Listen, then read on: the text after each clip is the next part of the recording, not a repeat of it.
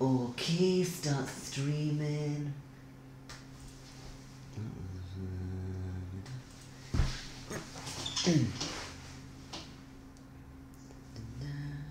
Are we live? Yep, we're live.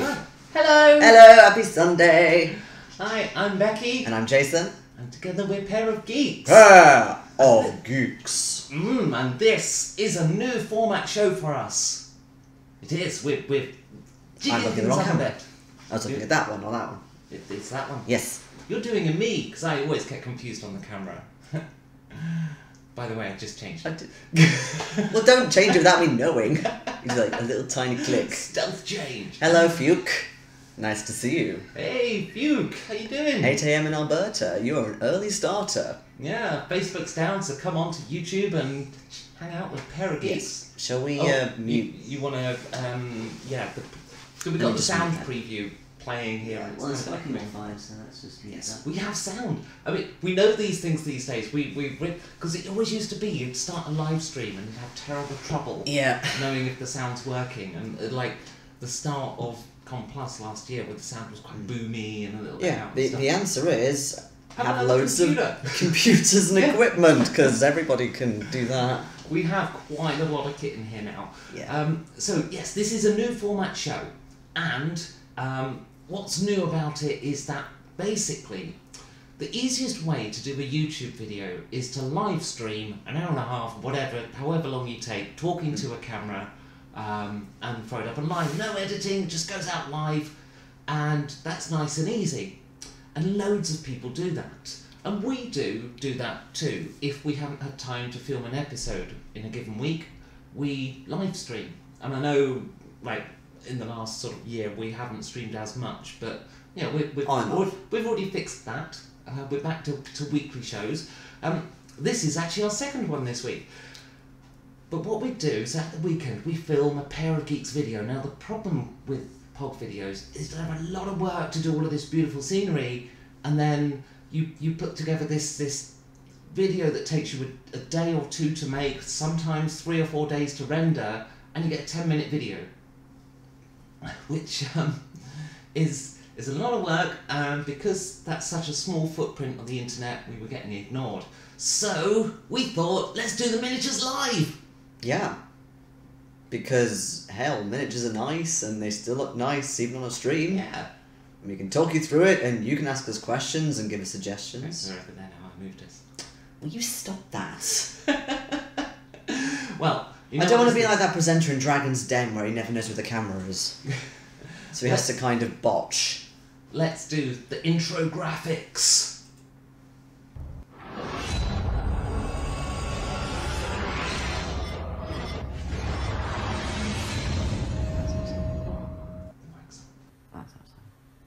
The mic's on. Ah! Right. And we also have a fancy camera that we've borrowed, and we're trying it out because we're hoping to use it in the telethon later this year. Yes. There is a couple of seconds delay on this camera though, which is really weird when I look at the preview. Oh, that's fine. Don't worry with it.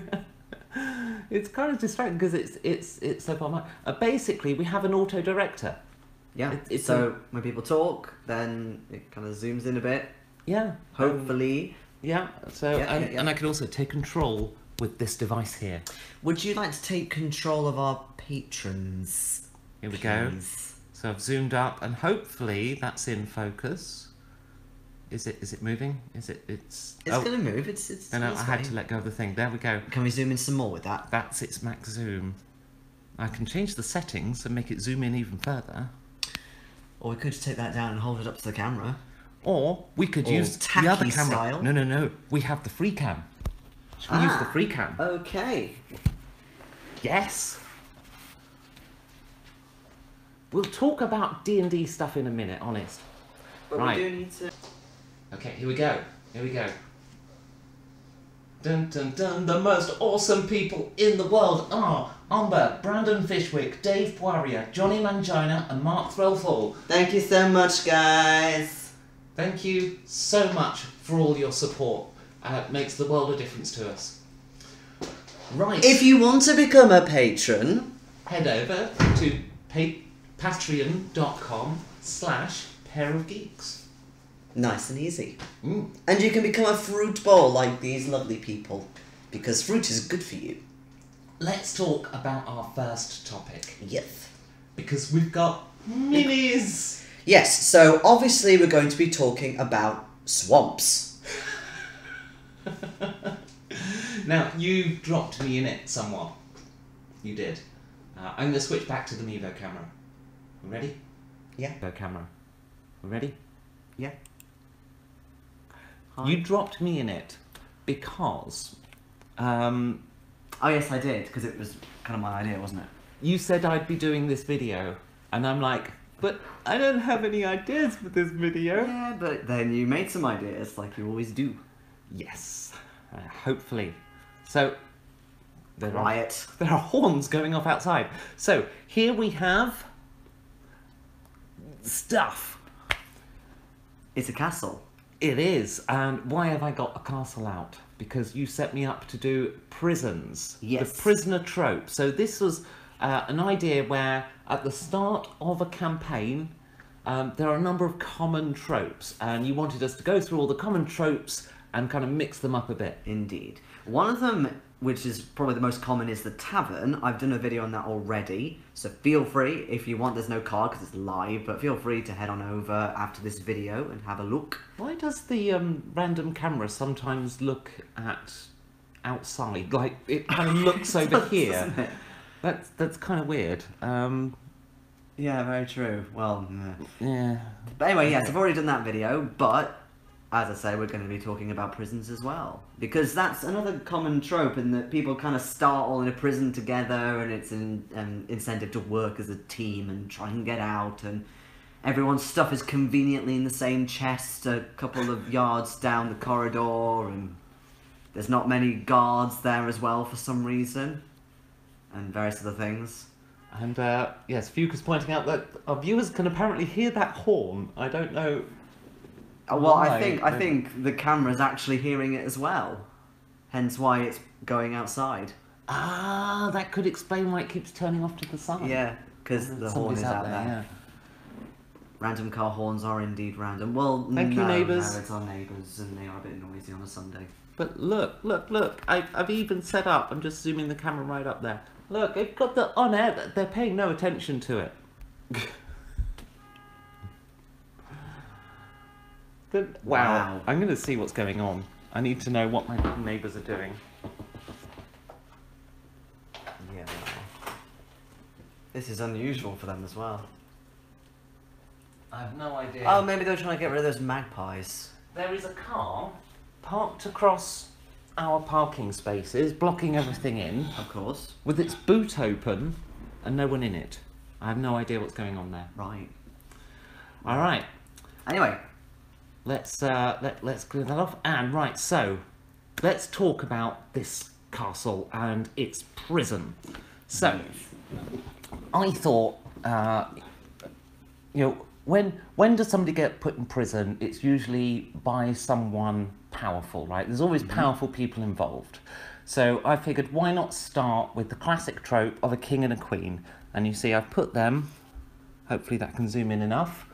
On one of the ramparts. Here. Yes, and they're kind of overlooking this little setup down here. Where hopefully you can see that. No there we go. Sickness. All right, so what have we got going on there? I think what we're going to need is possibly the floaty cam. Would you be okay to do that, yeah, or shall I? No, okay. good. All right. Get in there. Okay, so what we've got going on here, we've got a stage, and you notice on the stage is some jesters, and just behind are some musicians walking away, and that's because I figure if you're going to have a an execution in public, and if you've not got an execution, the stakes of your prison aren't high enough. I figured execution's got to be a given. So if you're going to have an execution, that's a show. And the royalty want to put on a show and make sure that people are lapping it up, and that's why they're watching over the ceremony here, making sure that the public are lapping it up. And you know, why would the general public cheer and be excited by one of their own being executed in this guillotine or... That was my question. It was your question, but it's an important question. It's very relevant, yes. You know, we've got an axe here with a wouldn't say we've got an executioner here with another big axe and stuff. Why would these people cheer as one of their own is executed? There's a guy here in a cage. I don't know if you can see it, but No, you know, they're going to decide his fate today. Is he going to get beheaded or is he going to get guillotined? And well, it's because the powerful rule the way they've always ruled. They divide us up. They tell us that the reason their lives are terrible is because of this guy in here. You know, he's different in some way. Maybe he's foreign. You know, maybe he's not conforming to the social standards. Maybe he stole from the rich, which means the rich can't bestow things upon the poor, because obviously that's what they do, and trickle-down economics totally works. It could indeed be the reason why. So they've got the rich are putting on a show and they're killing someone and the people are loving it. And as you can see here, we've got, if we can, are you able to move? I tell you what, should we do that from the front camera? Give you a back break. Oh, hang on, I haven't switched camera yet. The back way. Yeah, but my back was kind of killing me a bit. Okay. My back was kind of killing me a bit. Okay. Still can't lift very heavy things. Right, now, if this can zoom down to the front of the castle, Yep. you'll notice there is, it doesn't show up terribly well, does it? But I can point.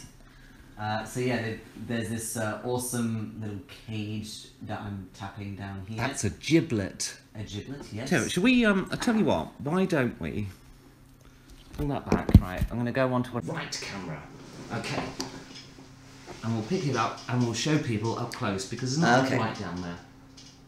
I'm on the wrong camera, aren't I? Nope. I don't know. Could you switch it to the left camera? Because it's on the other side of the room. There we go. Okay, so here we go, we've got a giblet here. This poor guy has been left to rot, to die in the giblet. Is that coming into focus? And not only that, but whilst he was dying, he was next to the crapper. Yes, because this is a royal monarchy that really knows how to make people suffer.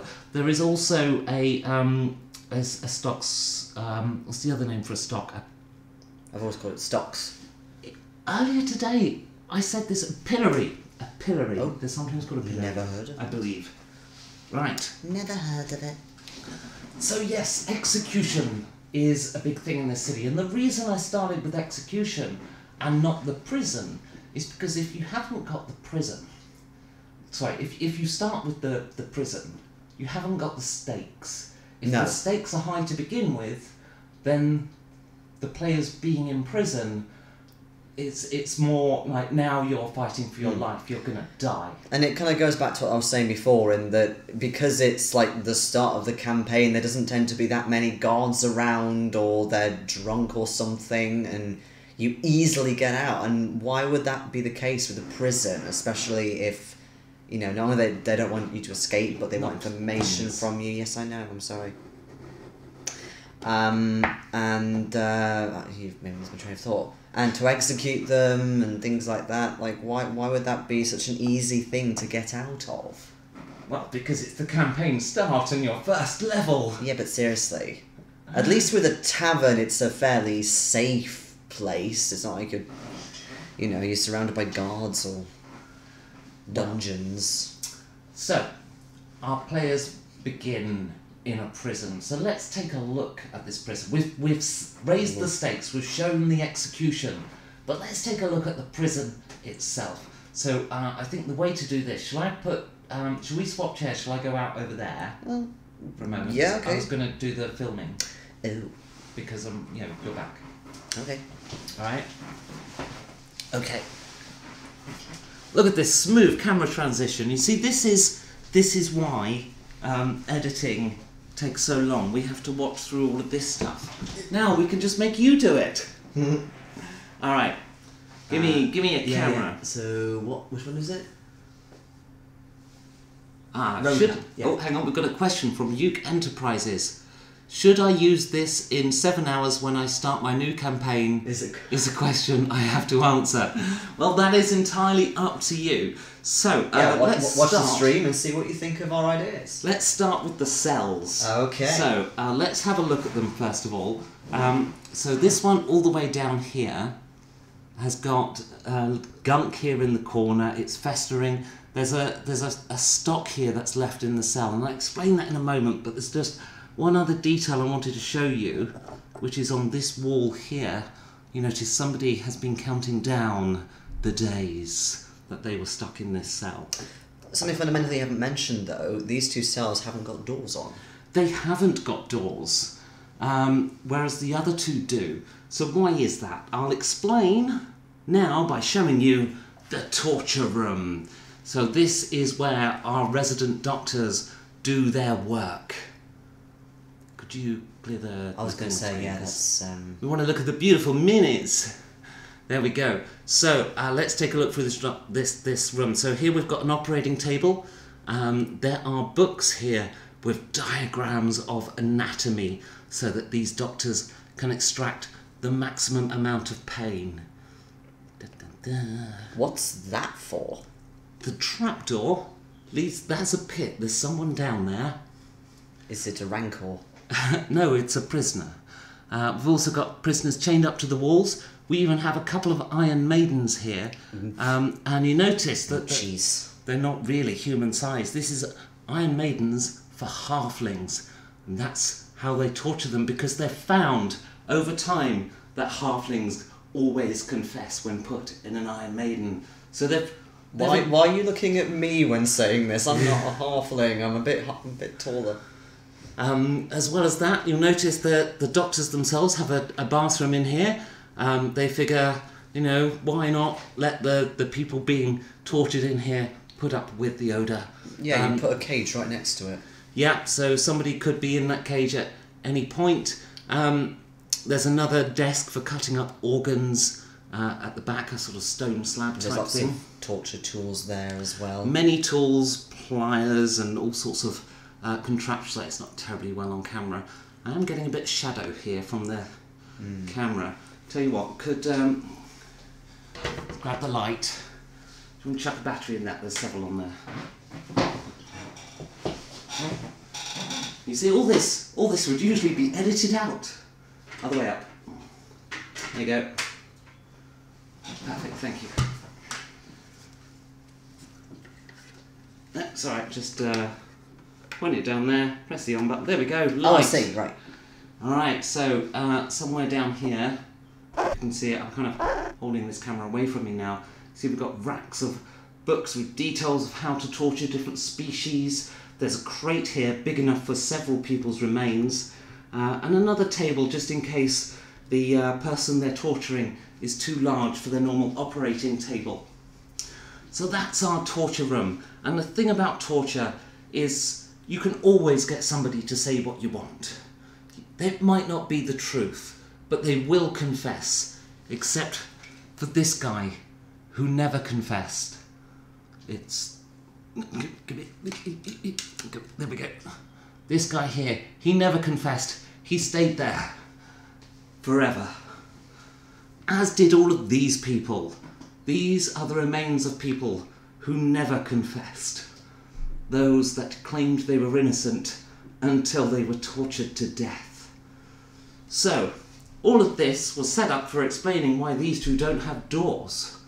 Well, prisoners make noises, and it was distracting our surgeons, so they put doors on the first few, but these ones were far enough away they didn't need doors, because the prisoners in here don't need to be secured by a door. They're secured by tortuous devices like this rack. You'll notice that there are things in the cells that have been left there by the prisoners, not very pleasant things, and here's our heroes that have started here. They've been arrested for being too cliché. Now, if our heroes are to make their escape, they will first of all have to get through this bolted door. So, assumedly, the first part of the quest is going to be getting the keys from their torturers. But once they get through this door, this bolted iron door, they're going to come through into this training area. You see, the most logical place to put your barracks is between the prison and the outside world. So yes, there's a training barracks and there's these straw beds in here because extra people have been brought in. And they've been brought in because currently in the prison are bloody heroes. These people are notorious, possibly even famous. They're very powerful. They will cliche you to death. Yes. So they've put extra guards on, and just because it's a trope of finding all your equipment in a chest, what I thought I'd do is I put this grate in, and then I figured the heroes could see their equipment through the grate, but there's no way to get it. And then you'll see we get to the barracks itself. Now the thing about medieval times is that room serves every purpose. So you see there's a bath, there's somewhere for them to eat, they've got a fireplace to do their cooking, and they've got beds and their little lock boxes. Alright, so could we... Is that a fake wall? Yes, that is my fake wall, only I didn't realise I'd put it there, because that does actually spin around like that. That would be quite hilarious. Maybe there are remnants from a previous escape. Alright, I'd like to sit down now, because this camera's getting heavy, okay. so...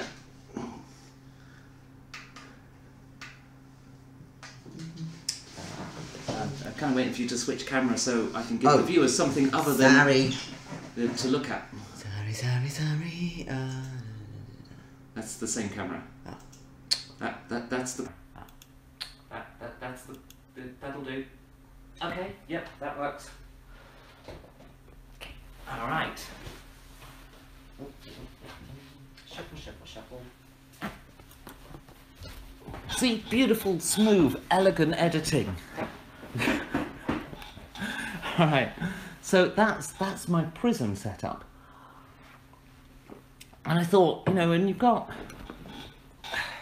Prison guards are often a bit of a non-fight. You know your heroes are going to win, right? Because ultimately, if they're going to get out with a fight, you kind of have to let them win. It's no good dying in a fight like that. It doesn't close any story arcs or anything like that. So you know they can just force their way out by fighting. So I thought, put extra guards on. Well, yeah. Close that door and make them work for other ways out. So what other ways out are there? Well, I mentioned that they could get the keys from the doctors, but what if the doctors don't come in with keys? What if the only people with the keys are outside of this prison? Because if it was my prison, it's what I would do. I wouldn't have the keys inside. Well, no. So, with that in mind, there's one of two things needed to fake keys to get out. You can either use the torture tools, fashion a makeshift pick from them or something, or you can cause such a ruckus that guards come in who are carrying the keys. You can cause the keys to come in by forcing the people who carry them to react and come charging in. Or you could hope, especially if you're a rogue, that one of the dead people, especially the halflings, were carrying some kind of skeleton key. Yes, with that many dead... That's super cliche. It's this camera because it seems to be finding the dead space. Alright, I just need to reconnect our chat because I still haven't rewritten this. It's been like 3 years. Time around then.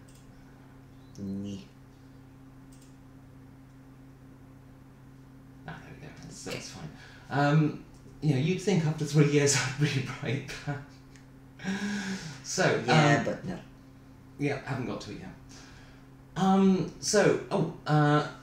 Few Enterprises says the keys don't need to come in, just the door to be opened. Well, yes, that's true. Point. Yeah, it's a good point. Might be a bit of a noisy job though. But there are other ways to do prisons. I mean, I've never used the prison trope for my own campaigns, but I have played in a few where it's happened. One of the things the GM did to me is I was basically a prisoner in a mine, so my character had to work, and of course I incited all of the workers to revolt. And that's how I created the distractions I needed to escape. Then, of course, there's the Skyrim start, where dragon comes along and messes up everyone's day. Mhm. But I always hate that. I hate solving one problem by the arrival of a bigger monster.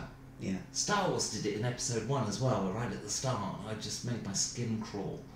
As in, there's always a bigger fish. Yeah. I hate that. My hate affair with that particular trope began when I was about, I think I was driving, so I must have been 17 or 18. And a friend of mine, and the reason I know I was driving is because where his house was, it's in a different village. And a friend of mine was running this game, I think it was Dragonlance, and every encounter we got into, a gold dragon turned up and killed the monsters for us, because we bit off more than we could chew. And ever since then, I've called it Gold Dragoning. It's just a thing. Summon bigger fish is a dumb spell. It's a spell? It's a dumb spell. George Lucas, don't do it again. Oh, that's the... Yes. It is a spell. Oh, is it? Well, I'm asking. No. Okay. We're saying that's the spell George Lucas... I think so, anyway. I mean, there's summon food and water. And Yes, there is, yes. But that, I think, is meant to summon bread. Yeah, like fresh water and berries and stuff. Druids can make the harvest come in though, like can influence the Yes, land yes, they can, and stuff. Did that in a campaign once. Got myself my honorary Orc Shaman necklace. Oh. You were the GM. Oh yes, that's right. Speaking of execution though, who was it who recommended we start with that? Well, at the start, begin the video with the execution. No, that came from me. But No, there was somebody who suggested it on the stream. wasn't execution. That was, you're thinking of, well, Scott Poe last time said you start the campaign transporting prisoners. So you could make the players the prison guards and having prisoners as NPCs, so swap the trope around. And then it was McRawek. I wonder if it's MKRAWEC. I wonder if it's Makravets. It could be Polish, actually. Mm. Right. Or Kravec. He suggested that some of you are prisoners and some of you are guards at the start of the campaign, and then something attacks your wagon of that, the prisoners being transported. Somebody attacks the wagon, and the survivors then have to band together. Some of you guards, some of you prisoners. Some of you could even be the people attacking the wagon. You could do that, but then what greater threat would unite everyone? That's very true. Because my biggest concern with that setup would. Oh, I forgot when we switch to this camera, it's a 3-second delay, so they will hear it all again. Got to be careful when we go to this one.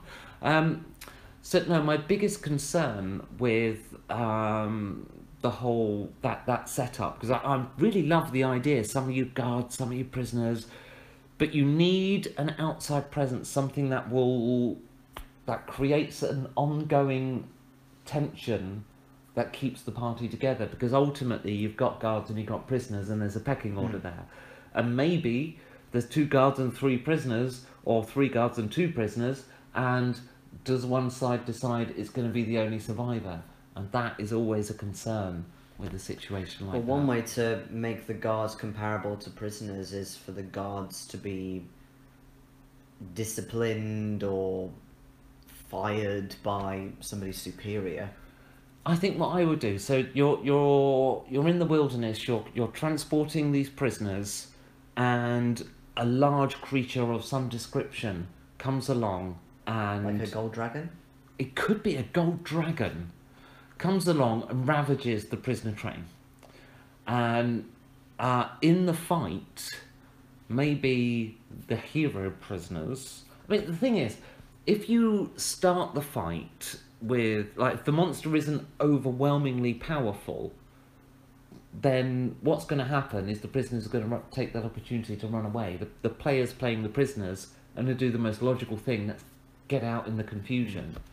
So maybe the party members in question, maybe the guards and the prisoners are chained to each other. Yes. So they have to work together. Because I think that's the only way to sort of get rid of the player who's just playing their character from just totally derailing the campaign start on that setup. But surely at least one of the guards would have keys. Maybe they do, but maybe the guard captain had the keys and he got eaten by aforementioned dragon. Yeah. And now you've got to go to the dragon lair because it's the only place where that key... Maybe it's a magically sealed thing. And it's the only place where you can get the key. That's your campaign right there. I quite like that one. I might use it. Alright, what else we got? What other topics we got? Because I mean, I could talk for a long time about these miniatures, but I've never done a campaign with prisons, so I'd be doing it from the basis of having never done it. I like to talk from a position of authority. So thank you for the challenge. You're welcome. Alright. Well, we've kind of done the first extra topic, which is how to keep the party together. But say we were doing it with this scenario, you know, how we've got various heroes in here. One of them appears to be a ghost.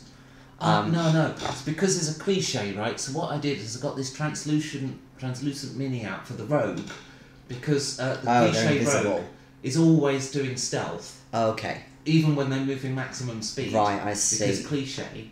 And as we know with some of the mindset of some D&D players, this particular rogue thinks that stealthing means they're invisible and cannot be seen. But anyway, my point was that, you know, once they get out, whichever way they do it, what gives them the incentive to stay together as a party? Because quite often, if you start off in prison, they don't know each other, they've just been put in there. Well, you know, familiarity breeds those kind of bonds, doesn't it? And that means keeping the players in there for a period of time before they get out. You know, do you as the very first encounter of a prison scenario, do you have your players escape? Or is that like the 5th, 6th, 7th encounter? Is it down the road when they escape? Yeah, but if you had that as the 5th, 6th, 7th encounter, then how on earth do you keep it exciting? You're in prison. Nothing happens. Yeah, maybe stuff does happen. Well, you get the odd guard maybe coming along and, you know, changing shift or something. The more I think about it, the more I think prison works better as the second chapter of a campaign than the first.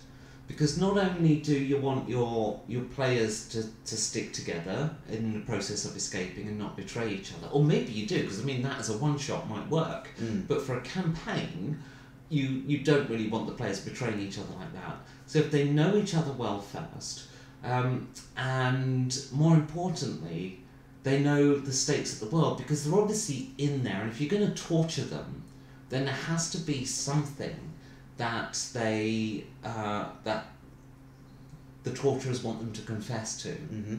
And if the players aren't invested in the world yet because it's the first session, what are they going to confess to that matters in the arc of the campaign?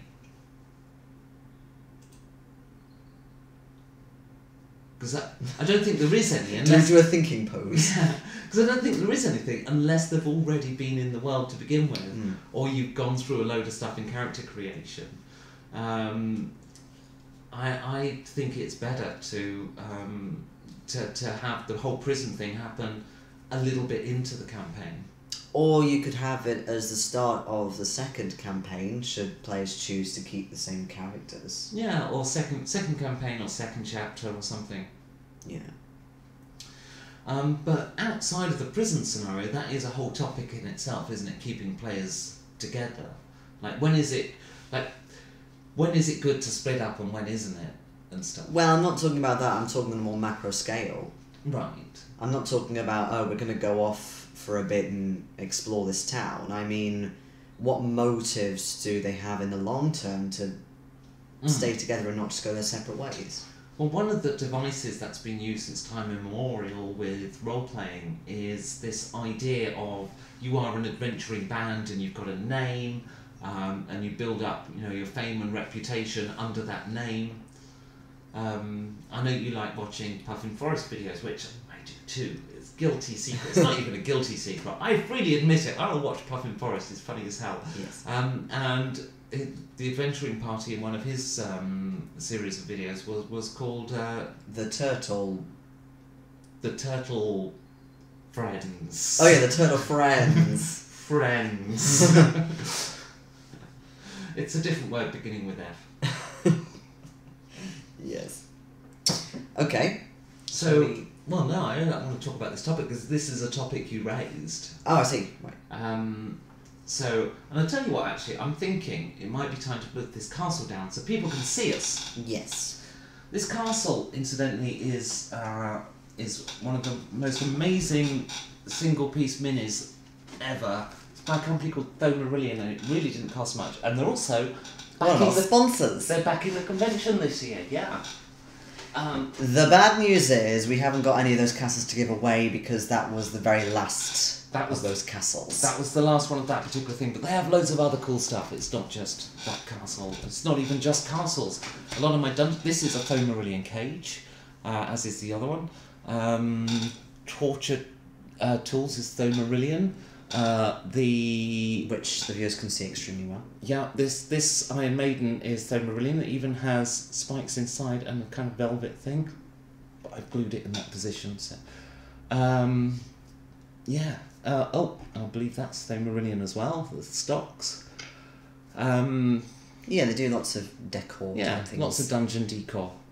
Oh, and of course, most importantly, the privy. The camera's a long way away and I can't really see it. So, yeah. Didn't we have a third? Oh, yes, it's on there. We should have got fourth camera out, really, for close-ups. Never mind. So, how do you keep the party together by, because, yes, having an adventuring band, an identity for your adventurers is one way.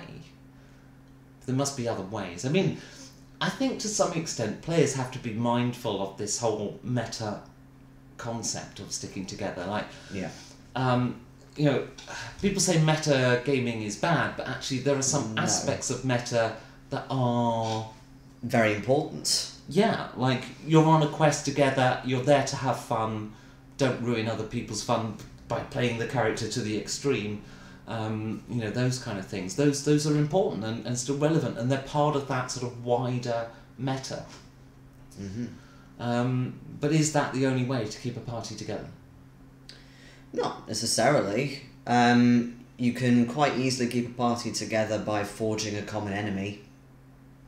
Mm-hmm. You know what, something I've done a few times, if you really want to keep your party together and get them to do anything you want and go anywhere you want, you know what you have to do? What? Take something from them.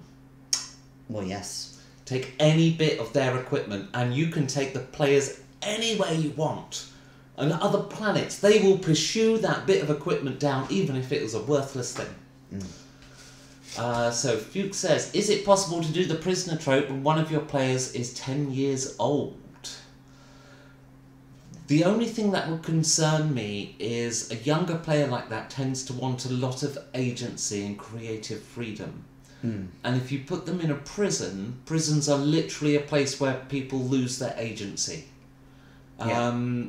Time slows down, as I said, not much happens. Well, that depends on the story. You can do all of the things with diplomacy and stuff in a prison that you can outside of a prison, and you can still do stuff with other prisoners, especially if you create a prison environment where the prisoners aren't locked into a single cell like I did here. You could do it in such a way as you've got gangs in the prison. There's kind of a centralised eating area, shared cells, but there's no doors on them, so people go into and form little cliques in cells. You could do that kind of stuff, which will allow you to set entire adventures inside a prison. And one of the you could do an entire story arc on putting together a shiv. But you could. I mean, it's not that nothing happens in a prison, just nothing happens when you're chained up to a wall. So I would say as long as you do your adventure like that, where you've got... the player's got freedoms, because ultimately... depending on the individual concerned, but a player at 10 years old might not have the maturity to be able to handle a situation where they're the small fish. Yeah. And it might be better to do an adventure where the 10-year-old is sort of given the opportunity to sort of do things without having realistic consequences, destroying the fun that they're having with the game. Yes, I agree. Having said that, I'm not very good with kids. No, I think really it would be better to be way more action orientated. So maybe for the 10-year-old, have them break other people out of prison instead. Breaking into prison. Yes. No, I like that. To get other people out, because that gives an agency. They have to work against the clock, they have to find the right people to free. It's obviously all the challenges of getting through and getting out again. That actually reminds me of something I did. You know when I mentioned the Gold Dragon thing earlier? Yes. That same group, there was once a situation where I was trying to rescue a character who had been... They weren't in prison, but they'd been captured and they were being held in a tavern. And I thought, I need to create a distraction and at the same time get through a wall. What's a great way to do that? Fire. So I set fire to I was thinking of the thingy guy. What's he called? Oh yeah! So I set fire to the wall of the tavern, because I thought, A, distraction, B, gets rid of a wall. Unbeknownst to me, that's the wall the person I was trying to rescue was chained against. Oops. Nice one, GM, for being inflexible. What, they just broke apart? They said that the character had burnt to death in the fire. And it's not like any details of the tavern had been revealed by that point either, you know, other than the outside walls. Silly GM. So they could have easily moved the door to the side. Kool-Aid guy. Kool-Aid guy. Yeah, the guy who bursts through a wall and he's that Kool-Aid juice guy and he goes, oh yeah. Don't know what I mean. I'm sorry, I have no idea what you're referring to. It's a good distraction and it breaks through a wall. Is this an advert or something? It's like a American pop culture thing. I'm not American. Neither am I. I have no frame of reference for this thing you mentioned. Okay, shall we move on? Random event tables? Yeah. If we finish the how to keep the party together. I've got nothing else to add to it at the moment. Well, with the transporting one, say that they were all prisoners and they killed the guards and stuff, how would you do that? How would I keep them together if you've got a bunch of prisoners who've just broken free?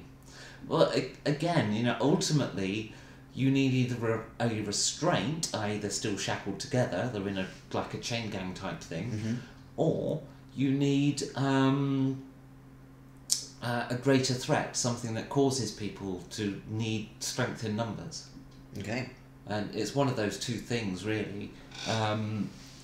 Or you're relying on the third thing, which is the goodwill of the players. But there's one thing I've learned in all my years GMing, is that players don't have much goodwill.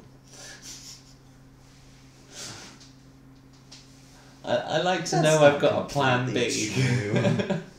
You could leave it up to the players and then introduce the monster when the inevitable player tries to go it alone. But then they'll just think that you're picking on them. So yeah. I'd rather introduce the monster first. Yes, so random event tables. Feel free, by the way, to ask your own questions. We'll answer them. It comes up on screen and everything. But yes, I wanted to talk about random event tables, and I'm sure I've talked about them before. You have? one specific scenario. Oh, the Cthulhu Masters. Mm-hmm. You see, I'm not a fan of random event tables. Even though I do still play old school games from time to time. Not that I have for a little bit, actually. No, I've done more than you, actually. Yeah, I've been playing mostly Cthulhu and 5th edition in the last year. But random event tables are still ever so popular. And the thing is, I like them for ideas. Like some of my favourite random tables are in the Corporation rulebook, Corporation RPG. Yeah. And it's got quite often throughout the book you see this list of sort of 1 through 10 of campaign idea seeds, and you could in theory roll on that table, but that's not the point. You don't need to roll on the table, you just read those idea seeds and see which one choose looks good. You know, they didn't need to put 10 on every page, really. Well, it's not every page, but you know, every time they did one, they didn't need to be 10. It's just, yes, give ideas, and I think those tables are fantastic for getting ideas. But that's kind of how I view random tables as well. I don't know, do you think they add anything? I think the only ones I vaguely like are like the critical hit tables. So you get them in Star Wars Fantasy Flight games, and you get them in Warhammer. You get the most of all in Rollmaster. There are entire books for critical hit tables. Yes, but I've never played Rollmaster. Ah. And again, I'm not a massive fan of the tables either, but those are ones that I am okay with. I think they can add a bit of suspense, because yes, there's a critical hit, oh my god, you know, what have I done? And then you kind of roll, and there's that little, you know, delay of suspense, and then the DM reads out what's happened.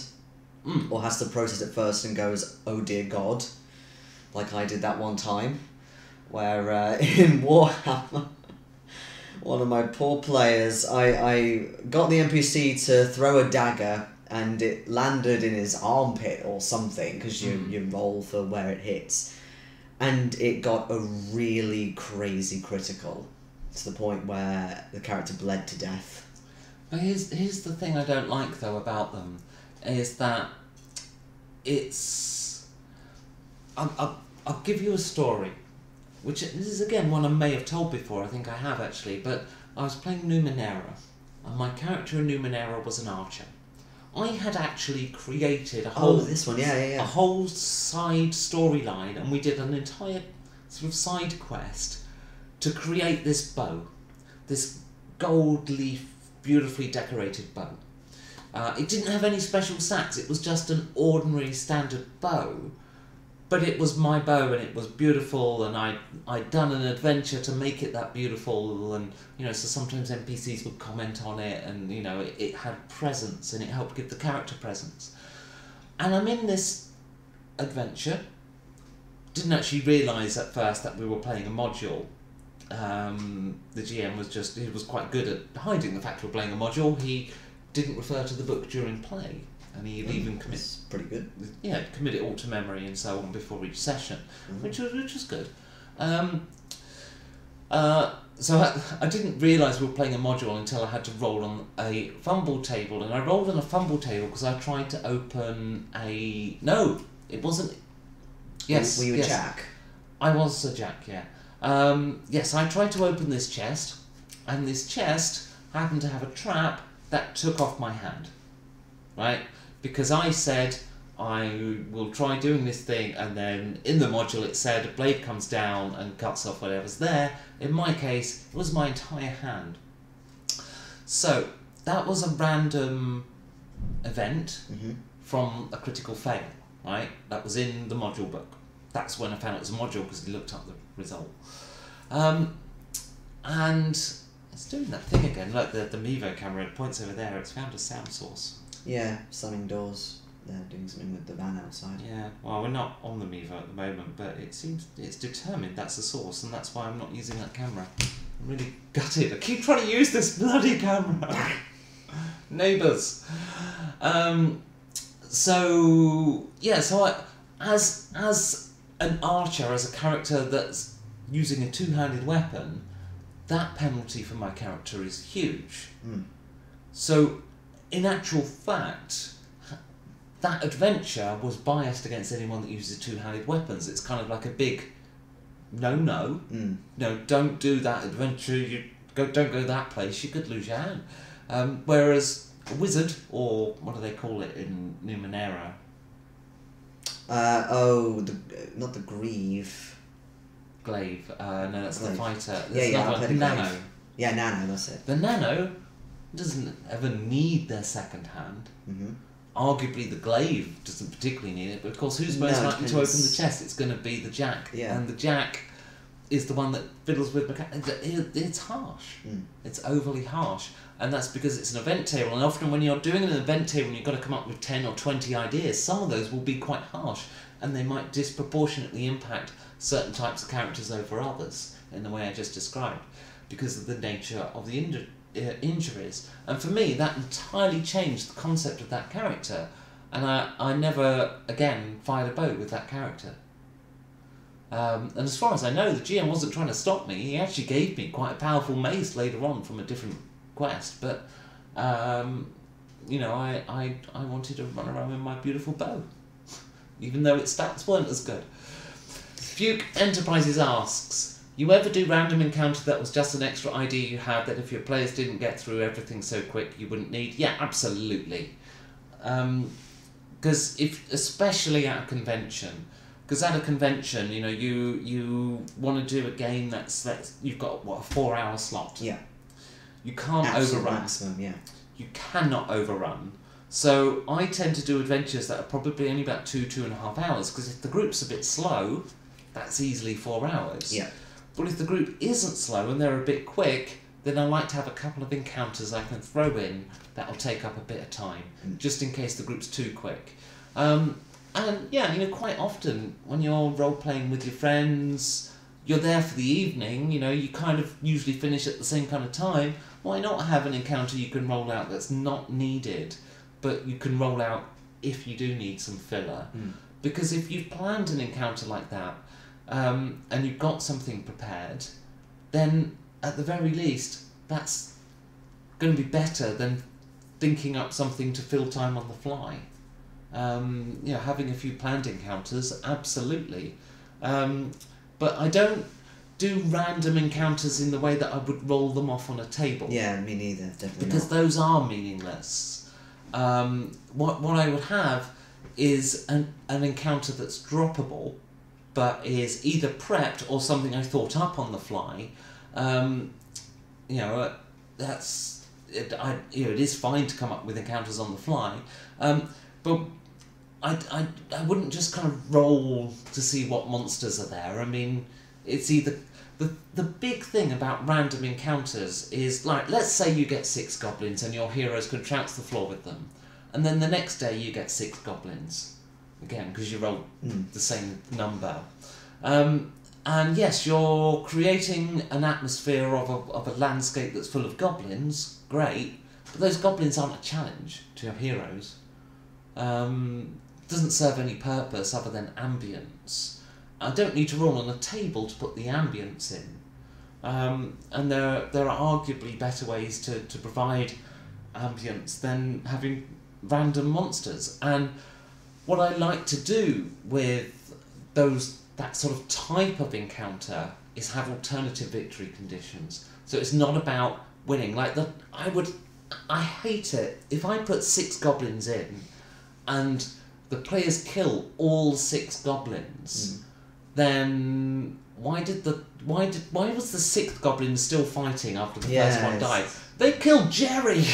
Run away, you know? You bastards! So I like to have alternative victory conditions, because if you're doing a journey that's 3 weeks long, and your heroes let's say you put 2 or 3 encounters in just to give the players a feeling that they've had a journey, right? So you put some 2 or 3 combat encounters into this sort of couple of weeks worth of march, and because all journeys in D&D are 2 or 3 encounters long. Doesn't matter the actual distance, it's sort of measured in encounters. Yeah. So you do these encounters, but between each one they're going to full rest, right? Because you've got all that time in between. So you can. Well, yes, that as well. So it's not a challenge. One fight, full rest. No urgency. Yeah, exactly. So one thing you can do is you can remove the full rest by saying you've got to have comfortable lodgings, which is something I do, Yes. and that allows me to chain multiple encounters together to make sure you're challenged. So that's a kind of a little counter, but I would much rather, when that random encounter happened, let's say you're going through a landscape and yes, 6 goblins descend on the party, but they're not descending on the party, they're descending on a villager, and the players might want to rescue that villager because it's an injustice. This guy's being, he's in between 6 goblins that are poking him with a spear. Suddenly, it's not about killing the goblins to survive. Suddenly, it's about saving someone's life. You've got that ulterior victory condition, that alternative to just slogging out hit points. And I prefer to do things like that, or a side quest or something, that over a random encounter. So yeah, that's my answer to that one. How about you? Well, again, with random encounters, I hate rolling them from a table, because especially as random encounters in a table are normally just the monster. So it implies, almost like Final Fantasy, you've got a flat piece of ground like that with, enemy there and heroes there, they fight each other, and then they're going somewhere else. So stupid. But I do quite like having a couple of more simple encounters that I will have prepped to put in. But for me, it's more about, do I take them out as opposed to, do I put them in? What? Oh, I thought I managed to get rid of that. Yes. I did.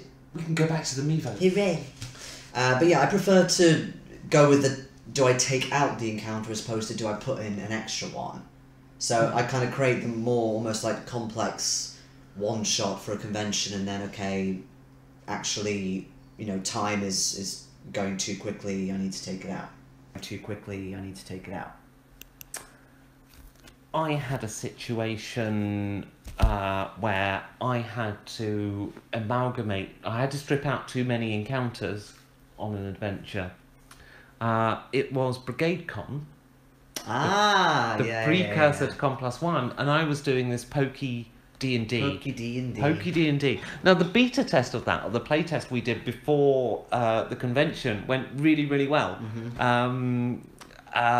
My players loved it. And basically, the idea was you played characters in the same way as you normally would, in a steampunk world, where all of the power, instead of being steam, was monsters, and you kept them in pokey cubes because copyright. Although that's a big joke. I mean, yeah, but pokey cubes because copyright. And you controlled monsters. Any monster you had in your cube, you controlled. And the playtest was fantastic. Went to do the main game at the convention. I told everyone beforehand, I want you all to know each other. All right, so here's a scene. Where do you want to be in this scene? They split up and immediately acted like they didn't know each other. So I thought, oh God. We had technical problems before we started as well, which delayed the start. And then didn't one start a fight with another Yes. character? Yes. So by the time we had technical problems, players getting to know each other, and then 2 players deciding to fight each other with their Pokemon, because the players, of course, were perfectly safe, because it's just, and they had multiple Pokemon. That was about 2.5 hours gone of a 4-hour slot, leaving me with, hour and a half. And I had to try and compress my entire adventure into an hour and a half, and I couldn't do it. Because still at 2.5 hours, I hadn't got the players together. So I just got them all to go to this cafe one at a time, whenever they did. And I said, right, for whatever reason, blah, blah, blah. And that happens, and they say, go to the cafe. And so they'd all go to this cafe. And then I had 2 encounters after that, basically. One in the cafe, and then one Oswald Mosley's house because it was a whole Nazi thing. Because Nazi Pokemon, right? I mean, that just makes it more awesome, right? So, anyway, yeah. Wig. Right. I think we've answered that question very thoroughly. Ooh, hello, Miniature Miniature Man Man. says, do you use a 3D printer for terrain? We had a conversation about getting one yesterday. We did. Mm. We haven't got one yet, but we're hoping Yeah. fairly soon. So I don't think it'll be that soon. Thing is, so no. What I do is I cast my own pieces. This here is one I've cast myself, and I made the mold from this piece here. So what I tend to do is I'll buy a dungeon set. Keep going. Just randomly leaving. I'll buy a dungeon set and I'll make a mold of some interesting pieces to bulk it up a little bit, and then I'll customize them with the molds and do some interesting stuff. So I haven't got some of the best customized pieces of this particular set out. About the only, like, I've got this one with the slime in the corner because I wanted some slime, right? Should we zoom right in on that? Hopefully you can see that now. So yeah, I wanted some light slime on it, and I've got various other ones in that set where I've done different things. I've got some rogue. He's vanished. I think he's gone to the bathroom, so I can't go off camera to go find some of the other custom bits. But that's the kind of thing I'll do. So yeah, I'll bulk out the dungeons a little bit. But I will buy a dungeon to begin with. This set here, I kind of sort of sculpted it myself. This kind of necropolis floor with all of the let me zoom in on it. With all of the skeletons and bones and stuff. Basically, I bought bags of skulls and bones, set them up on some tiles to use as a base, and then cast a mold of that, and then poured resin to make more of it. 3D printer interests me, but part of the problem with 3D printing is I'm not sure how much money I need to spend to get decent stuff. A friend of mine has a cheap printer and he's done me a few bits. He did some C5s. He did do the C5s, but I'm just looking for the Sphinx. Is that... I think it's in one of the... not going to get it out right now. Yeah. No, not that one. The one that's more of a kind of a statue type thing. Yeah, but I know what you mean, I can't the see. levels or the layers on his printer, being a cheap one, are quite large. So detail, I can't make the things I'd want to make with that level of 3D printing.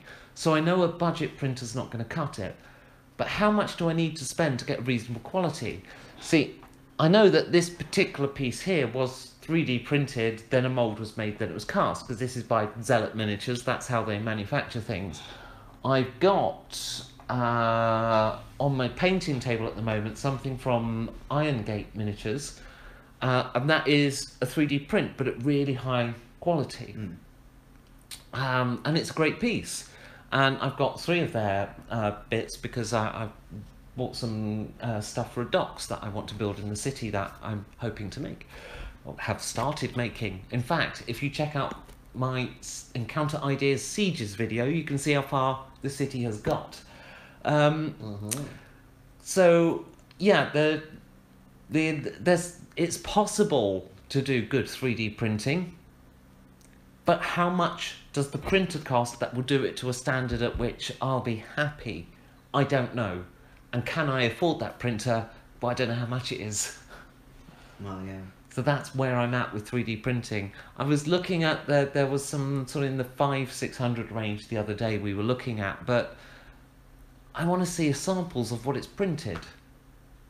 And I'm sure we'll get that at, the expo, for example. well, we'll be able to see what's happened on sort of 2-3 grand printers, or maybe in order for, the stuff the guys are using at the expo, they might well be very, very expensive printers.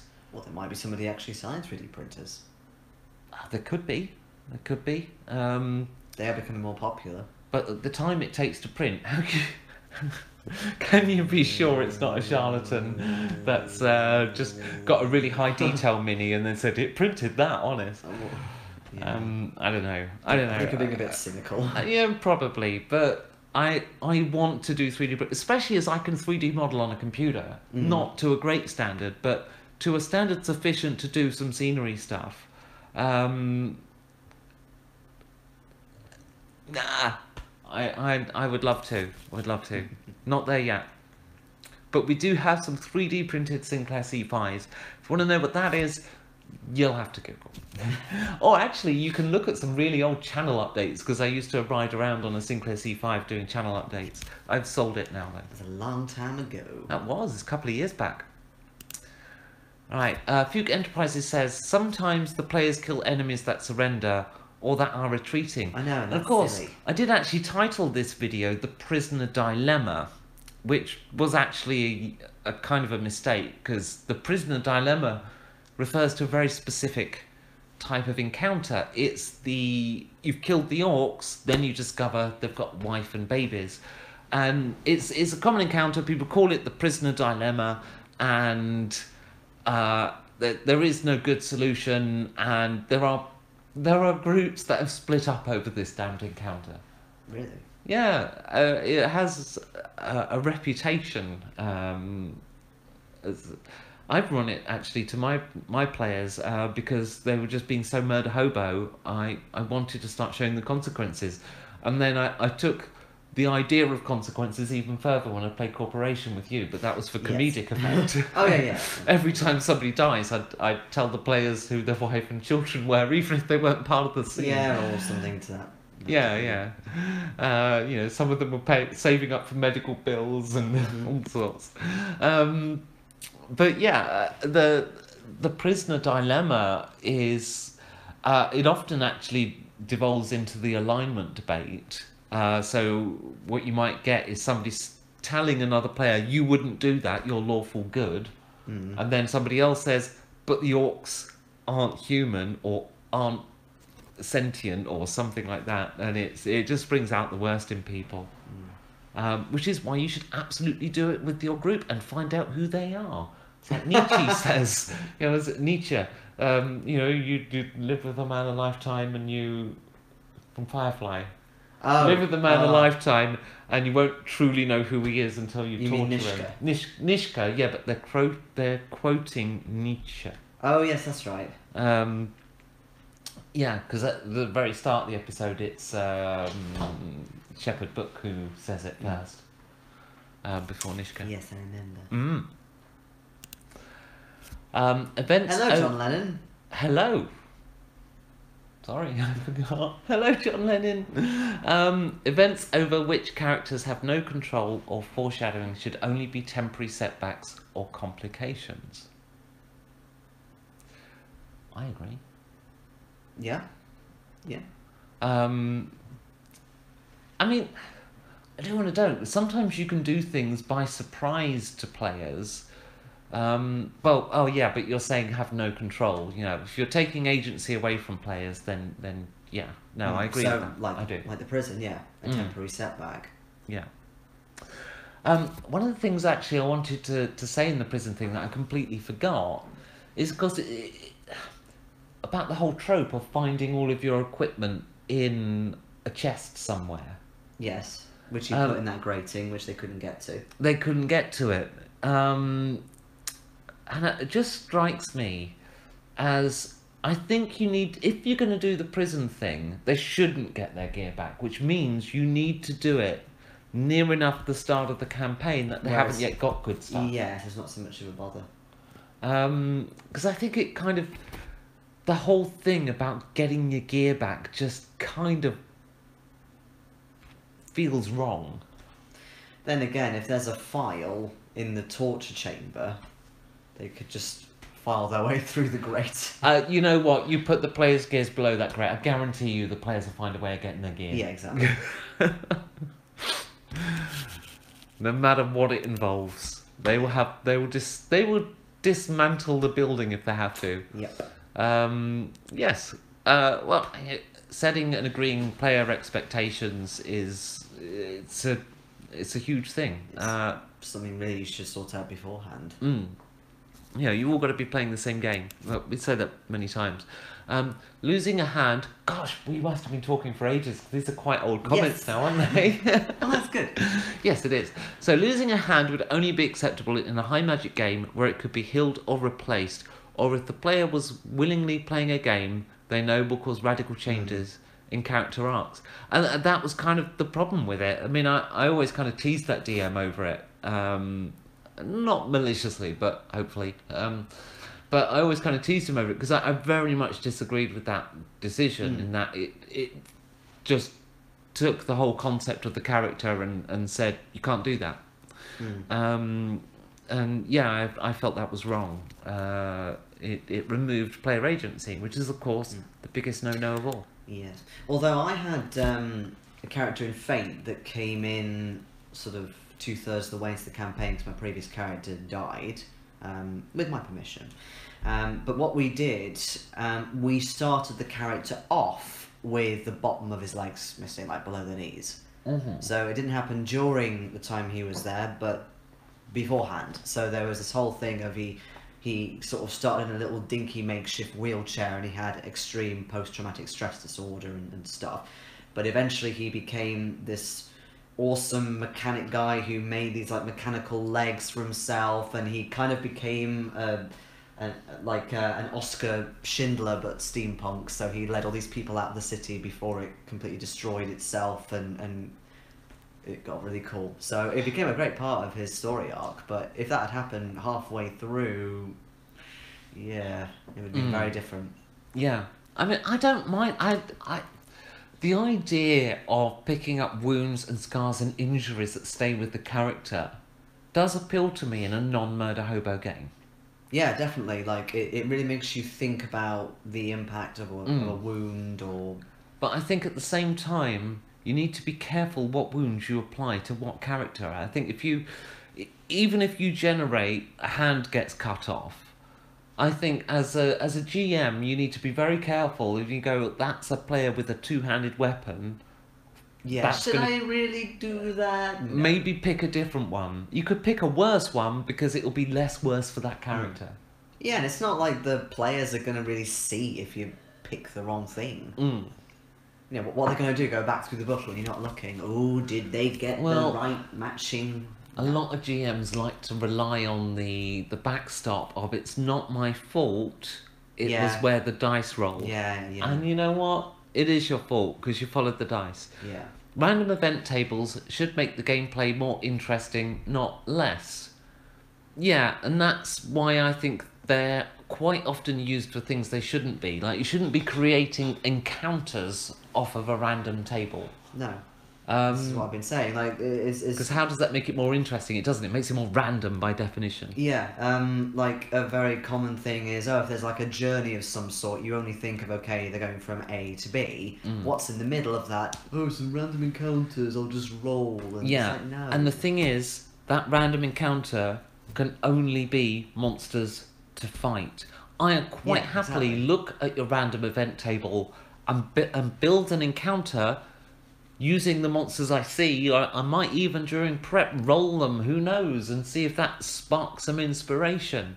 But I'm not going to do it during play, and I don't ever want to be the person who throws an encounter into the players where the players' only purpose is to kill monsters and the monsters' only purpose is to kill players, because that dice off until death is... Well, I guess it comes from the whole XP thing at the end, like the old school. Yeah, absolutely.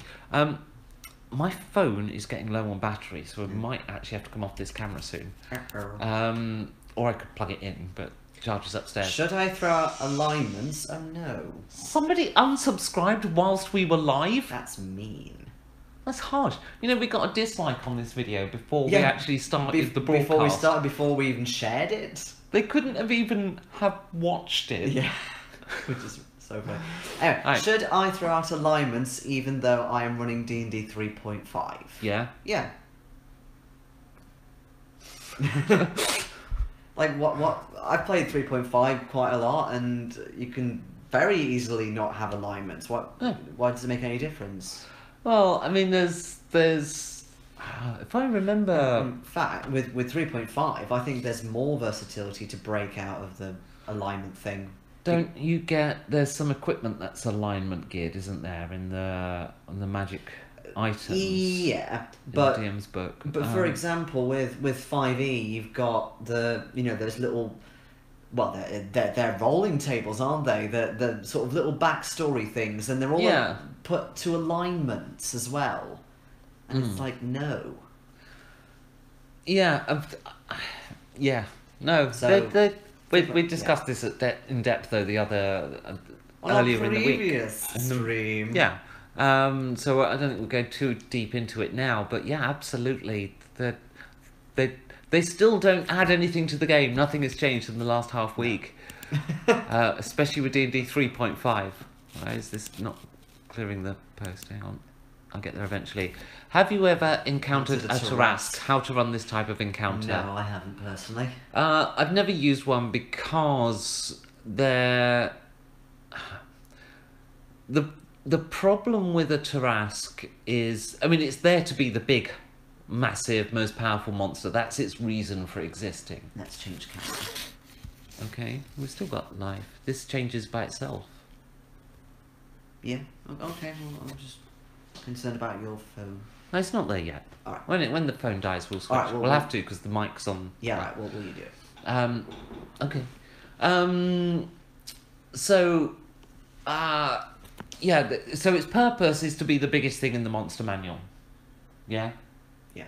And technically, it's unkillable in the sense that when you kill it, it comes back sometime. Well, yeah, it's like encountering a great old one, for example, in Cthulhu. They're not really something that you're supposed to kill.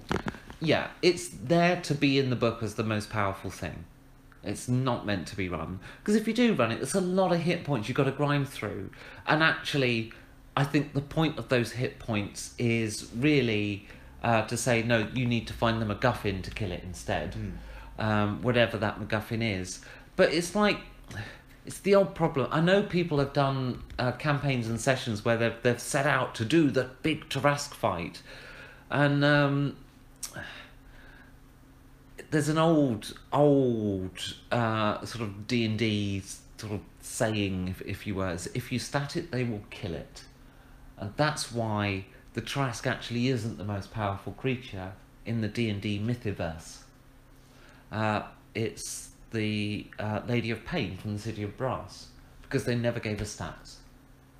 Yeah, because the moment you stat her, she Then they'll find a becomes... way to die. Yeah, she becomes killable. Whereas actually she shouldn't be killable. The only thing that is known is she has the ability to cast a maze spell on you, so you end up in a maze with no knowledge of how to get out. And she can do that at a blink. Which is pretty good at getting rid of enemies, to be fair. So I'm not going to kill you, have a maze. Apart from Minotaurs. Well, yeah. They've got a knack for mazes. They do indeed. Although, what you could do is say, because yes, the Minotaur knows the way out, doesn't mean it's possible to get out. No. You know, it could be, it doesn't even need to be a complex maze. It could be a very simple one. Just really huge. You run in a massive square, and there's the door. So how would I run this type of encounter? If I had to use a Tarrasque, I would use a plot device, a MacGuffin. Something that the players have to get, do, etc. Yeah. That kills the Tarrasque, essentially. I would do it very much like The Mummy Returns, so, or is it? No, beg your pardon, I'm getting mixed up. No, it's the original Mummy. So the Mummy is immortal, and Brendan Fraser does a thing which renders him not immortal, therefore he can be fought. So with the Tarrasque, I do something like there'd be some kind of MacGuffin or plot device to bring his HP down to 1 or something. So they still have to kill it, you know, get a satisfying blow in, but they have, you know, depleted the majority of its strength and health and stuff. Yeah. Yeah, if you did want to have the fight at the end, then that would be a good way of doing it. Yeah, I think it would be satisfying for the players because again, it's started so they want to kill it. Yeah. You know, with good old steel, rather than just a plot device. I think that would be more of an impact. Well, a plot device implies that there's a whole quest behind it, in terms of doing, getting that device. Because as far as I'm concerned, if I did ever put a Tarask into my game world, I would tell the players, and mean it quite literally, this Tarask is buffed. It is not the one in the book. The one in the book is its child. Because I want to remove the stats. The way you kill it is not by fighting it. Fuke Enterprises says, the issue I'm having is classes that are alignment restricted in 3.5. It's done it again. What? Oh, what's it focused on? Something up in the... That is so weird. Yeah, it's strange, isn't it? Well, that's why we're using it today, to test it before Yes. Complus 2. Well, look, Are they more prestige classes? if you remove alignments, then you've removed the restriction. I've said before, look, there's nothing wrong with having an alignment and saying it's a guideline for the player, but you know what? Do what you want, and please make your character more complex than that alignment. Yeah, you could even talk about it with the players. Say it's a guideline. The problem is it's not even guideline. It's just it forces the world to have a Christian morality, or to fall somewhere within Christian morality. And Very Disney, very black and white. The world isn't like that. No, just ditch it. Keep the classes. Just remove the restriction. Especially if you want a complex story or a complex character. It's like they're going to have different traits that may, stray into different alignments. You might have one, say with Firefly, where a character is overly, overall, moral or immoral, but, like with Mal, sometimes he does things that are quite caring, and then other times he's brutal. But he's still overall... his personality. Yeah, it's moral, but it's not moral in the Christian sense, especially if you read the comics. It's pointing at the sky again. Damn this camera. Maybe that's why we lost that subscriber. Why am I looking at the ceiling? It's not the ceiling, though. If you read the comics on Firefly, he actually betrays the entire crew. These comics are canon. He betrays the entire crew because they make it rich, and they leave the ship. So he wants to keep flying. Yeah. Right. We'll watch previous stream then. Yeah, Yes, absolutely. please. We did discuss it somewhere in the middle of that. It's only a few days ago. How to roleplay an orc NPC from Miniature Man. We've done a video on orc NPCs. Oh yeah. Encounter video. I did. It's not specifically answering that question. Camera. What we can do is we can lock it on your face like that. How lovely. Because that's actually got us Yes. both in frame quite Yes. well. And so it's unlocked. Should we go to a normal camera? There we We're go. on that one for the moment. No, we're Sorry. not on that one. That one. But that... No. Oh, you're right. It is that one. But yeah, orc NPCs.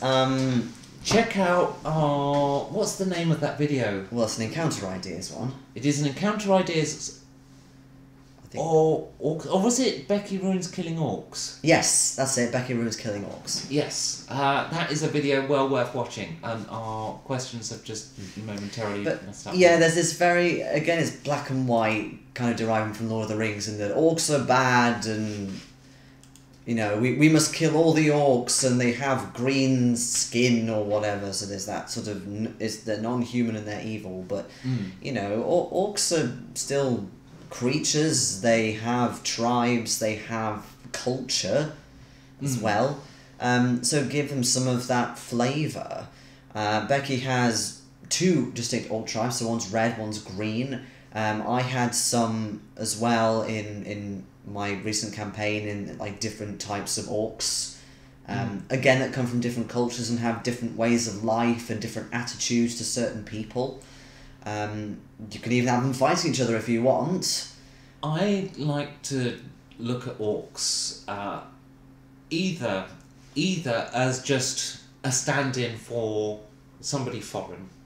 Like, so my orcs might be just as sophisticated, just as cultured, different frames of reference. Like, I had a situation where my players had this prisoner orc in a cage, actually this very model, and the players hadn't taken the orc prisoner. It was there when they arrived. And the players and the orcs had a conversation, and the orc consistently proved to the players that they were the monsters. But the players didn't actually twig the entire conversation. In fact, they didn't twig the entire campaign. There were situations where they charged into the orcs and killed them on sight because they're orcs. And the whole way through, the orcs, I consistently played them as being civilized and cultured. It's just a different civilization and culture to what you're used to. It makes me wonder what the orc was actually saying.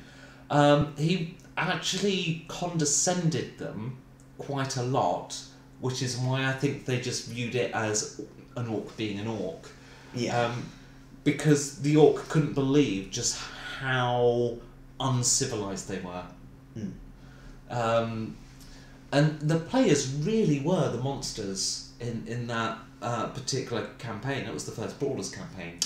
They were really the monsters in relation to the orcs. The whole campaign, any interaction with them, the orcs were the good guys. So I use them either as a stand-in for foreign, or sometimes I like to use them in, not in the same setting, obviously, but as a stand-in for the darker parts of our humanity.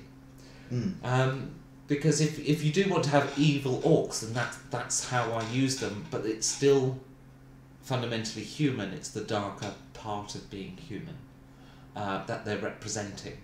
So that doesn't mean they're inhumane. No. And doesn't mean they're unknowingly inhumane either. But yeah, definitely watch the video. Yeah, it's worth checking Lots out. of ideas. The biggest problem with modern D&D is the grinding of hit points, as you said. I don't disagree, and the higher level you get, the bigger the problem becomes, but honestly it was a problem in first edition too. Okay. First edition tended to break around level sort of 8. Level 12. I'd say its sweet spot was somewhere between 8th and 12th, where casters... Because at low levels, casters had no power. New wizard, 1d4 hit points, minus your con penalty. 8 to 12 for first edition was about where the game was roughly balanced between fighters and casters. And beyond that, casters just dealt with everything. Before the fighter could even get a hit in. And modern D&D isn't, has same problems, and actually it cuts off around the same time. I like to finish 5th edition some point between 8th and 12th. Like, I don't mind stopping around 8th. 12th to me feels really high level, but I'm okay doing the odd high level thing. If you want to be really flipping heroic, be 12th level, or have a 12th level campaign, but don't go higher. The game just really breaks. Because 8th feels pretty damn powerful to me in 5th.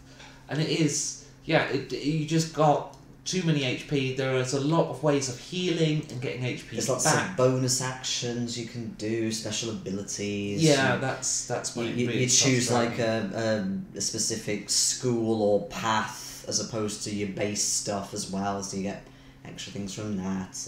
And Yeah, the action economy of 5th edition is there just to make sure that experienced players will do a lot more damage than newbies who don't understand it. Because like, if you want to do a lot of damage, you've got to understand the action economy and how to get the most out of your character. I actually had a player in his first 5th edition campaign make a spreadsheet, a flowchart rather, of his actions. Oh my god.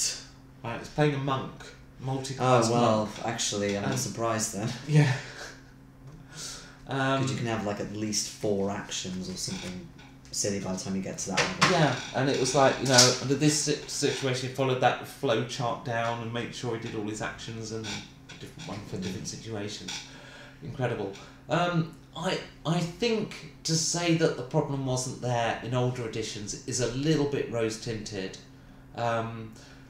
Because first edition, older editions have the same problem. I'd say the newer edition, there's more ways to recover hit points. That's where it's different, actually. Yeah. Like in the older edition, you could get a healing potion and healing spells, but they really weren't enough. Like around. Oh yeah, same with 3.5 as well. Yeah, a 5th or 6th level cleric would really struggle to heal up the fighter just once. Whereas now, you know, cast a spell, everyone's back to full health. Yeah, that was one of my biggest criticisms of D&D 5th. Not with the spells even, but more just if you rest for 8 hours, suddenly you're back to full health. You've got everything. It's like, what? No. That's why I changed it. You have to have comfortable lodgings. But Yeah, but I mean it's simpler, of course. But like with 3.5, you can have you know, a long rest, and that will get some stuff back. But you know, you're just resting. You're not. yeah, It's almost like in that Prince of Persia: Sands of Time game. You drink water and your health comes back. the thing is, the problem with resting, the point of a campaign is that you go into the final fight not at your best bet. If you go in, if you're accruing magic weapons and potions and one-shot items, and you only use them in the boss fights, then A, it's very hard for the GM to make sure that the boss fights are hard, because they don't ever see the player's real power until the boss fight, so you can't gauge the difficulty you need to set the encounter at. But also, it's not a challenge to the player. They're just, it's like, oh, now it's a hard fight, now I'll get it's the boss, I'll get my one-shot stuff. And so you create the situation where the players hoard their true power, and then when they reveal it's boom, the campaign ends with a big explosion on the bad guy, and it's not satisfying. And really, you want to be using up these players' resources throughout the campaign, and then 5th edition comes along and says, oh, it's okay, you can rest outside the corridor of the big bad, you know. And it's like, no, you bloody can't. Oh, but I only need 5 minutes. It becomes a reliance as well. Like, I've had players say, oh, please, can we have a long rest? I'm like, no. Because you don't need it. Yeah. Damn straight. Role-playing should be about defeating, not necessarily killing, or avoiding or running away from foes, not just rolling dice for an hour. Runehammer does a pretty good job with this. I've not played Runehammer, but I completely agree with the sentiment. But the frustrating part is that doesn't just come from the GM. You need your players to be on board with that as well, and that's where in one of my groups I have had frustrations in the past where those players aren't on board with that other style of play that I more enjoyed. They really want to kill things. So, but you know, you play to have fun, and I do have fun doing it in different ways. So you know, but yeah, completely agree. I need to look more into Runehammer. I haven't done so yet. Or this is already going on. Yes. Why Scott. did you do an Australian accent? I didn't. You did a little bit. You started going into Sheila. I'm sorry, but I'm secretly Australian, and I really fancy a barbecued sausage right now. Right. But yes, we do have a couple more topics. We do. Yes, and it does link Hello, pretty Scott. well. Hello, Scott, by the way. Harry, kill them before they can explain themselves. Oh yeah, exactly. He's being sarcastic. He's like I'm saying... just wondering what there's a response to. Well, he means, I guess, kill the NPCs before they can explain themselves, as in people killing them before they can be actual characters. Players tend to be monsters most times, or am I wrong? No, I think it depends on the group, but yes, you're absolutely right. Yeah. But yeah, John Lennon's dice thing, one of the topics we had was that dice are for players, the rest is story. Yes. But I'm just going through the questions at the moment we because can we're a long way segue. behind. Yeah, we can slowly So, segue. replayers and morality. As Goblin Slayer says, I'm the goblin to them. Yes. It's a James Bond quote. One man's terrorist is another man's freedom fighter. Yeah. Well, yeah, I mean, hell, the rebels in Star Wars are terrorists. Mm-hmm.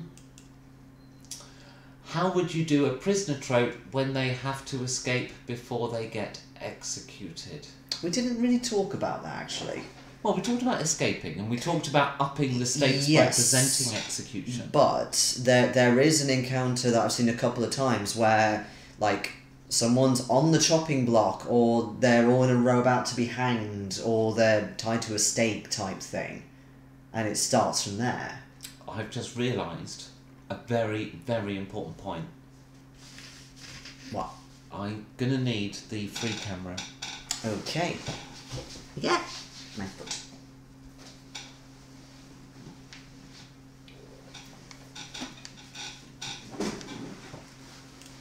Okay, so we have these ways of executing people on this board, right? We've got the giblet. Okay, we've got the stocks or pillory. We've got a beheading axe and block. And we have a guillotine. Alright? Alright, I need to go back to the camera now. There is something missing. We have no way of hanging people. No, well, I didn't think you had a gallows. I don't. That's why my the hell point. not? We need to rectify this. We need to get a gallows. Might have to end the stream. Becky needs to go shopping. No, we don't. Oh, okay. Just imagine it's there or something. But I can't. I don't know what it looks like yet. I need to choose my new gallows. I'm thinking of a run of about 8, you know, not one person. No, it has to be a row. Well, 6, that's a normal party size, isn't it? Yeah, one for each player. How would you do a prisoner trope when they have to escape before they get executed? I like using the chaos of the crowd a lot. So probably what I would do, you know, like you've got a couple in Pirates of the Caribbean where Jack Sparrow is about to get hanged, and blah blah. So, well, there's a couple of ways you can do it. Like, sometimes there's an NPC who might actually be, you know, willing to help them, or maybe they kind of wriggle out, they knock something over, there's a distraction, everything goes all a bit crazy. Well, there's a couple of things, isn't there? You either sneak out with stealth, tunnel your way out, all that kind of stuff, or you do the whole... Why are you looking tunnel your way out of a gallows? Of a prison? No, we're talking about actually there. Oh! When you're actually about to be executed. Right. The dude's saying his speech up there, the people are cheering. Okay. Well, first of all, remember, I will set the scene that there's an afternoon of entertainment. Mm-hmm. So, yes, you've got that death end where you're going to be killed at the end of the session if you haven't yet escaped. But you've got a whole session for things to unfold before then. And so I would just start planning out what are the encounters that are going to happen to my players during this afternoon. You know, from the moment they're marched out of their prison cell, or even before, you know, when the breakfast comes, and I'll go through each of those and say, right, which of these are going to provide, be interesting enough to do an encounter on. You know, and I might even just do, look, guard bringing the food, because it might be a good opportunity to introduce a character. And I'll just work it out. Three act structure. You've got your setup, your conflict, and your resolution. And I'll just put those things in. from the things that happen during the course of the day for that prisoner. You know, I mean, it takes me a little while to come up with an adventure outline, but that's the process I would use. So, you know, 6 a.m. the guy gets breakfast. Who delivers it? Is that worth being an encounter? Let's put it on the list and compare it to the next one. The next thing that happens, they're marched outside to a waiting area. Who's watching over them? What interactions? What other prisoners are there? Who do they see in the halls whilst they're being walked out? Is that worth an encounter? Put that in, right. And then once you've got your list, say which are the encounters worth having? And then where are the opportunities for escape? I like to do it more immediate, like straight on the dock. Like start straight away on the dock without any kind of build up. Well, it depends on the kind of encounter. As you know, I like to start adventures with explosions or chases. If I'm running a campaign, it would probably begin that way, but a one-shot, yeah, I mean, like, having somebody about to lose their head would be a great way to start, and I might then tell the rest of the story through flashbacks, but then you know they're not escaping. Well, yeah, but it's the start of the campaign, so you know they're going to escape anyway. Okay, so let's say you've got a player in this gallows right at the start, right? And let's see, we've got the gallows here. Very tiny one. Guillotine. Guillotine, I'm so sorry. Got the guillotine. Player begins with the head in this guillotine, the blade's about to come down. How are they going to get themselves out of it in that time? Well, it's using the elements around you. So, again, distractions are very good. There might be specific NPCs that are linked to that PC that have incentives to prevent it or you see, the delay problem things. Is, if you start them in the block and the blade's about to come down, they haven't the agency themselves to fix it. And if you make it up to them, to the player, to escape and think of something, they might not think of something, and then they're going to die. Yeah, true. Which is a very brief character introduction. Because, you know, you're really putting somebody on the spot, saying, right, campaign begins, you're in a guillotine. You have 3 seconds to escape, go. What do you do? What if their idea's rubbish? What if they don't get one in the time they've got? You know, so I think if you're putting them in the gallows, then you already know how they're getting out as a GM. And I think at that point the player's along for the ride. So I think, I mean, I did do something similar to this once with you. In the corporation game, near the end of the campaign, I started because this is a campaign told with a large amount of going forward and backwards in time. Yes. Not that they were time travellers. I was simply telling the story in a non-linear order. So I would say something from the end of the session, near the start of the session. It would be a scene I knew would happen. I wouldn't say much of that scene, because I needed to see what the players did to determine what would happen. So I'd set the scene up, then we'd go back and we'd do some of the adventure.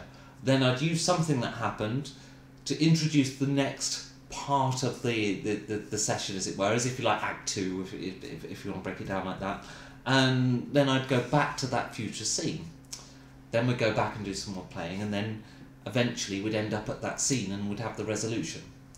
Now, there was one particular scene I kept using over the last sort of 5 or 6 sessions, was this scene in this sort of like big UN thing. And as we got closer to the end of the campaign, it turns out that this wasn't just your trial, it was also your execution, and that this was sort of like televised and done repeatedly because your players were hated so much by the entirety of the human race. They made it a tradition, as it were, to hold this big auditorium where you were put on trial, found guilty and executed, and then they bring you back and do it all again. So, but ultimately you broke out after going through it many times. So, again, I didn't start with your head on the block, but your head was on the block. metaphorical block. And you still broke out of it. So by telling the story out of order, you know, it's absolutely, I could start an adventure inside this guillotine that gives them 3 seconds to come out, but then we'll return to that scene a week later. I'd actually prefer to start them not actually in the thing, but just being thrown into it. Because I want to flash back to it several times and have this scene progress. Yeah. I think I'd do it like that. Okay. That's a good compromise. Okay. John Lennon says, Runehammer is the creator of ICRPG. You should check out his channel, ICRPG. Okay. Don't know it. Yep. But Runehammer's apparently a person. Canada for the win. Okay. Sorry. Those landscape playmats are great. Yes. Yeah, these are actually the least detailed ones I have, because they're for putting a castle on top of. But I have. Well, you'll have seen them in many videos. This is my standard green fields layout. It's from Pedion Miniatures. And yeah, it's a great board. I mean, this is obviously a tiny section of it, just for this. You know, we had the castle out earlier,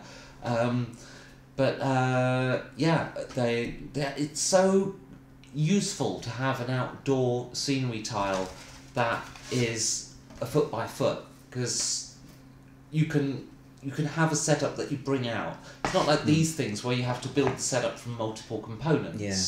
Yeah. I've often wanted to get like a little sort of bases, I don't know, perspex base or something, where I can just bring them out as completely set up things and keep them hidden until they're revealed. Because what usually happens is I do the setups before people arrive, because it takes too long to do in play, and then of course they come in and they see it, and of course it's a wow moment, which I love. Black cloth. But they've seen it. Yeah, but half the stuff's taller than the walls. Anyway. Oh, I failed to click. Buke Enterprises says, you guys are so awesome. Wow, thank You're the only people I am subscribed to. Anyways, I've got to do chores. Thanks for being you. Okay. I agree. Let's talk about this doing question chores. for half an hour. Bye-bye. See you soon. Buke says, head in the guillotine, the explosion could work. That's an idea.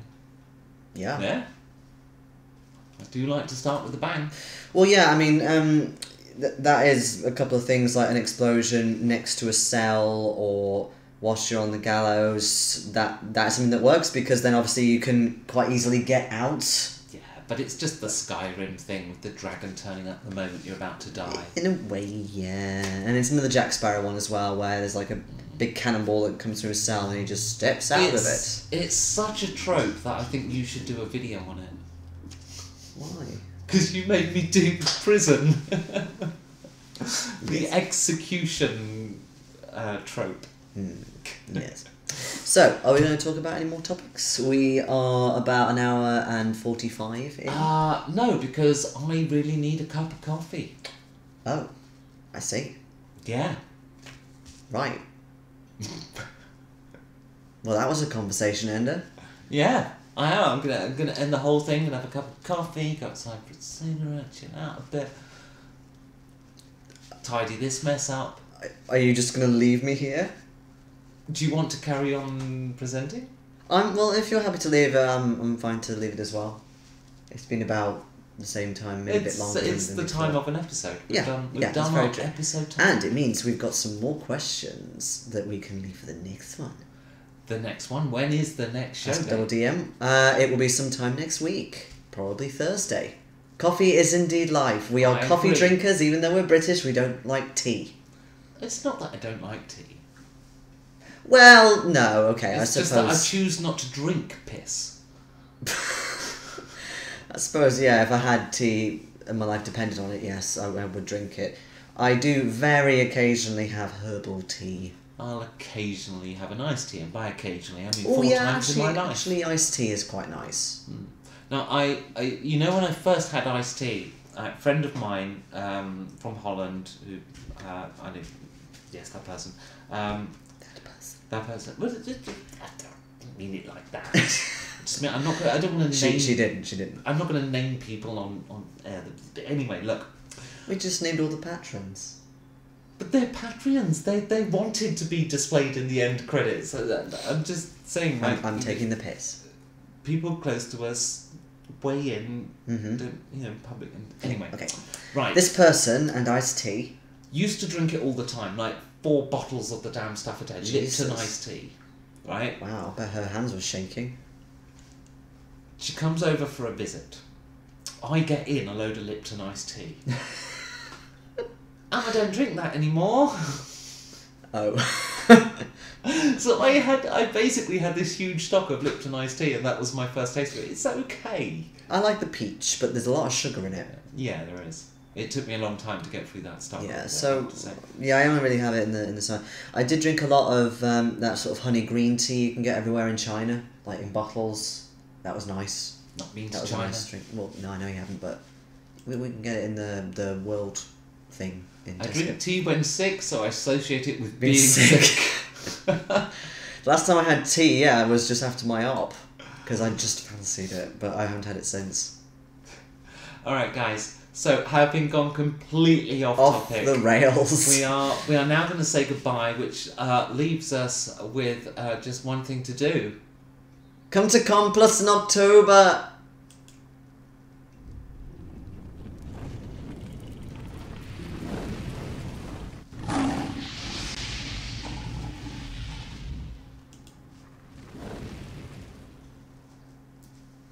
Bye. Oh, it's that. Bye.